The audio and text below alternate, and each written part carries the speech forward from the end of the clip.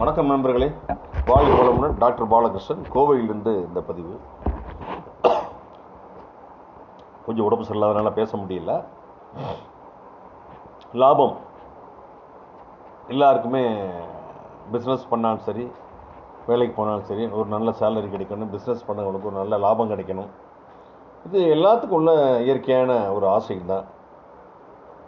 ஜோதிட முறைப்படி என்ன பண்ணணும் அப்படின்னா, உதாரணத்துக்கு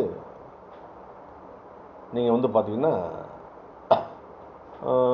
என்ன வச்சுக்கலாம், மகர லக்னம்னு வச்சுக்கோங்க. ஜோதிட முறைப்படி 11வது பாவம் தான் லாபத்தை குறிக்கும். லாபத்தையும் குறிக்கும், அவங்களுடைய மூத்த சகோதரரையும் குறிக்கும், ஃப்ரெண்ட்ஷிப்பையும் குறிக்கும். நம்ம லாபத்தை பற்றி மட்டும் பேசலாம்.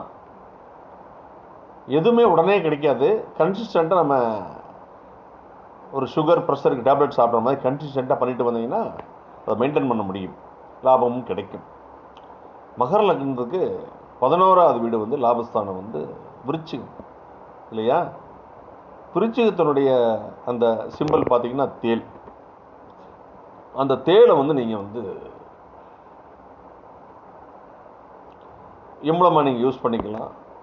உங்கள் மொபைலில் வச்சுக்கலாம், இல்லை ஒரு ஆஃபீஸில் ட்ராயரில், இல்லை கேஷ் பாக்ஸில், இந்த மாதிரி இடத்துல நீங்கள் அதனுடைய எம்பளத்தை வச்சுக்கலாம்.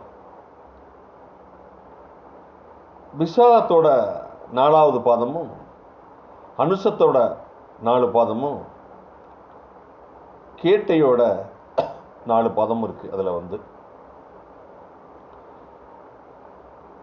விசாகம் குருவனுடைய நட்சத்திரம். அந்த நட்சத்திரத்துக்கு உண்டான அடையாளத்தையும், அனுசம்